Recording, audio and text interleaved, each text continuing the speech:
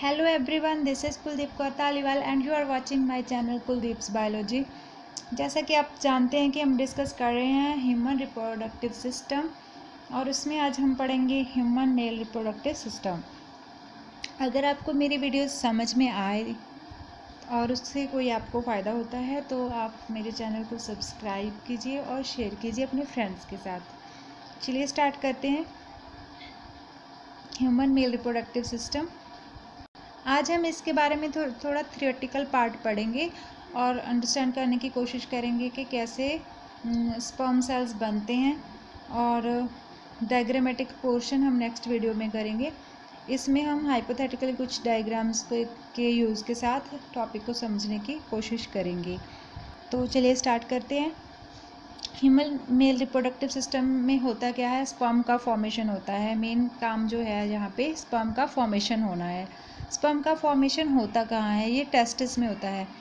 Testis along with their accessory ducts, इसमें कुछ accessory ducts आ जाते हैं, इसके साथ साथ ग्लैंड्स होते हैं और external genitalia, external male sex organ भी प्रेजेंट होता है, जिसका रोल है स्पर्म फॉर्मेशन और डिलीवरी तक, स्पर्म डिलीवरी तक। ओके, तो हम डिस्कस करते हैं आज की वीडियो में सिर्फ टेस्टिस के बारे में। टेस्टिस के बारे में हम सब डिस्कस करेंगे। टेस्टिस एक पेयर में प्रेजेंट होता है, स्मॉल साइज का होता है, ओवल शेप होती है, पिंकिश कलर होता है। तो ये प्राइमरी सेक्स ऑर्गन है मेल्स में, जिसके कारण बाकी के जो सेकेंडरी सेक्स कैरेक्टर्स हैं वो डेवलप होते हैं। टेस्टिस जो हैं प्रेजेंट होते हैं एक सैक में, उसे स्क्रोटम भी बोला जाता है, जो कि हैंगिंग होता है from lower abdominal wall between the legs. और जो सेक्रोटल सैक होता है उसमें एक फ्लूइड फिल्ड रहता है, एक फ्लूइड जो है भरा रहता है, उसे हम कहते हैं हाइड्रोसील।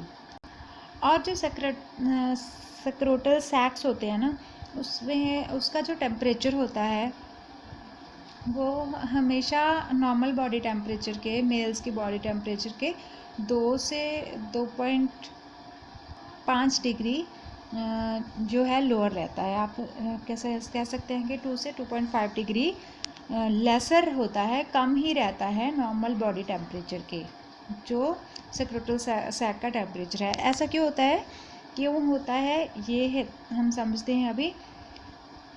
क्योंकि नॉर्मल जो बॉडी टेम्परेचर है उससे कम टेम्परेचर चाहिए स्पर्मेटोजेनेसिस के लिए।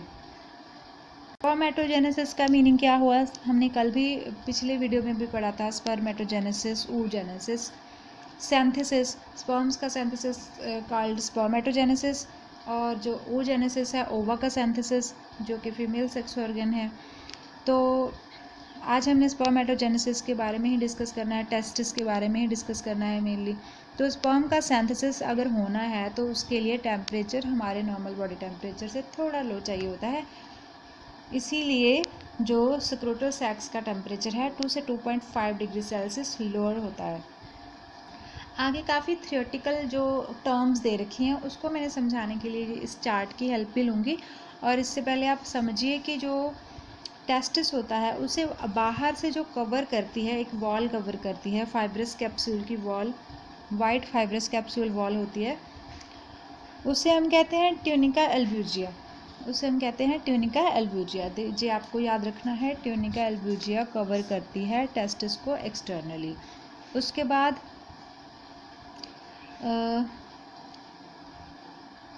ये टेस्टिस के अंदर ही प्रोड्यूस होती है, टेस्टिस फाइब्रस सेप्टा की। हाँ, तो हम कर रहे थे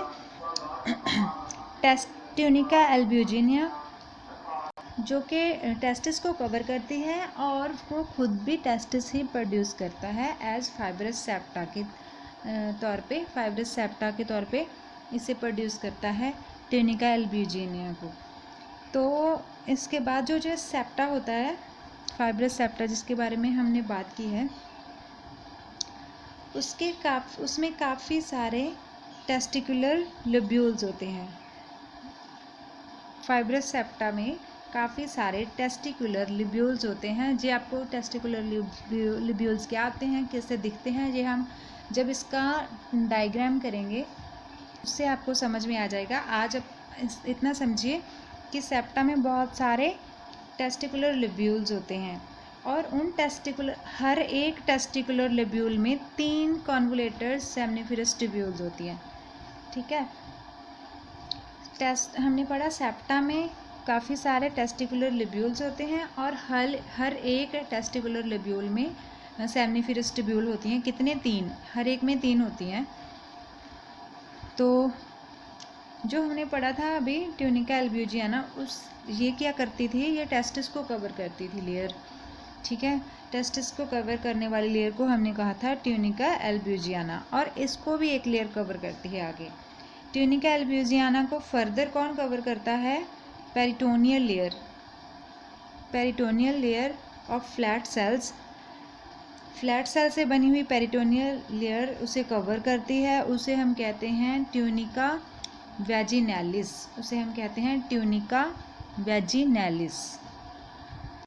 और हमने पढ़ा अभी कि टेस्टिकुलर लिब्यूल्स में, हर एक टेस्टिकुलर लिब्यूल्स में कितने सेमनिफेरस ट्यूब्यूल होते हैं? 3 होते हैं। ठीक है, अब हम आगे सेमनिफेरस ट्यूब्यूल के बारे में थोड़ा सा देखते हैं आगे क्या होता है।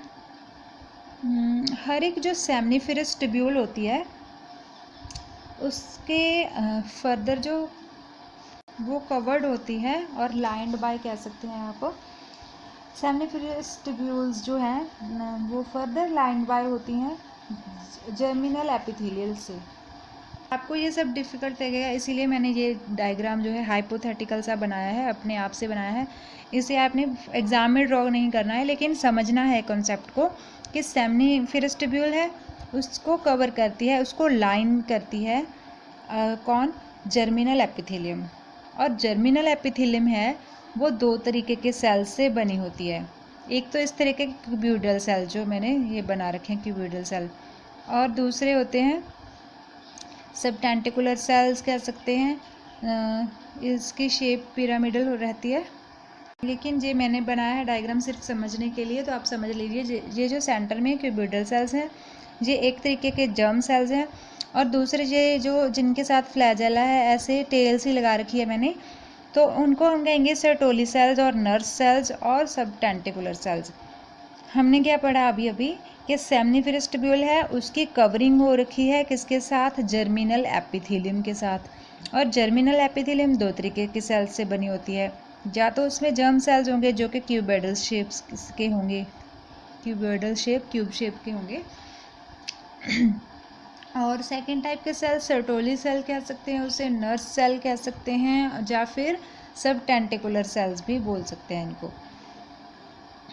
ओके, तो जो जर्म सेल्स हैं, जो क्यूबोइडल सेल्स हैं, वो फर्दर मोटाइल मेल गैमेट्स बनाएंगे जिसे हम कहते हैं स्पर्मेटोजोआ, जो कि काफ़ी इंपॉर्टेंट है। हम उसी के बारे में पढ़ रहे हैं कि स्पर्म का फॉर्मेशन कैसे होता है।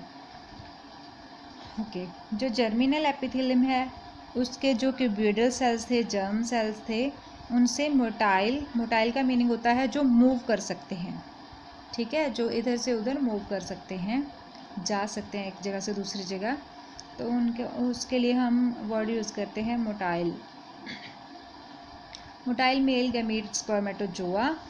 और दूसरे टाइप के जो सेल्स थे जिन्हें हम सर्टोली सेल, नर्स सेल बोल रहे थे, वो प्रोवाइड करते हैं न्यूट्रिशन इनको, ये इसी स्पर्मेटोजोआ को, इन्हीं स्पर्म्स को बनने के लिए, जिनको मूव करना है, आगे जाके एग से फ्यूज़ करना है, उनको काफ़ी एनर्जी की ज़रूरत होती है।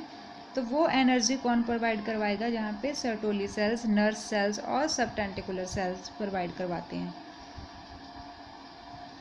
तो आगे बढ़ते हैं। आगे सेमनिफेरस ट्यूब्यूल जो होती हैं, ये भी समझने की बात है कि 2 सेमनिफेरस ट्यूब्यूल के विचकार जो बीच में जो जगह होती है, ये फर्स्ट सेमनिफेरस ट्यूब्यूल है, ये सेकंड सेमनिफेरस ट्यूब्यूल है, मान लीजिए समझने के लिए सिर्फ। इनके जो विचकार जो जगह होगी सेंटर में, आप इसे इंटरस्टिशियल जगह बोल सकते हैं, प्लेस बोल सकते हैं। तो इन सेल्स को, जहाँ पे जो सेल्स प्रेजेंट होते हैं बीच में एक्स्ट्रा स्पेस में, उन्हें हम बोलते हैं इंटरस्टिशियल सेल्स। इस जगह को भी इंटरस्टिशियल बोलते होते हैं।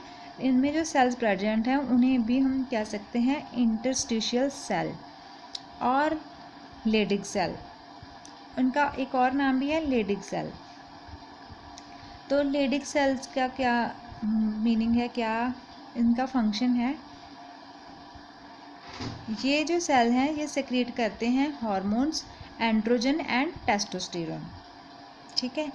और ये जो कि दोनों ही मेल सेक्स हार्मोन्स हैं, ऑब्वियसली मेल सेक्स हार्मोन के बारे ही होंगे क्योंकि हम मेल सेक्स ऑर्गन्स के बारे में ही पढ़ रहे हैं आज के वीडियो में।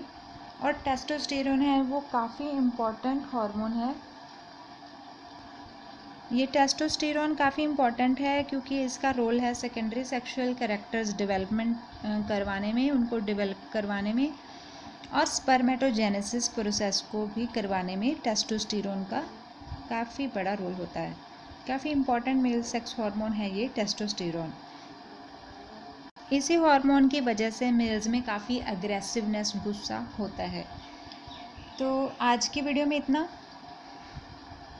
कल हम इस सारे कंसेप्ट को डायग्रामेटिकली समझेंगे कि कौन सा सेल कहाँ प्रेजेंट होता है, तो आपको ये सब समझ में आ जाएगी स्टोरी जो आज हमने पढ़ी है। अगर आपको डिफ़िकल्ट लग भी रहा है तो कल तक 1-2 वीडियोज़ और देख के आप फेमिलियर हो जाओगे इन टर्म्स के साथ। That's all friends, you can share and subscribe my videos. मिलते हैं नेक्स्ट वीडियो के साथ। Take care, bye bye.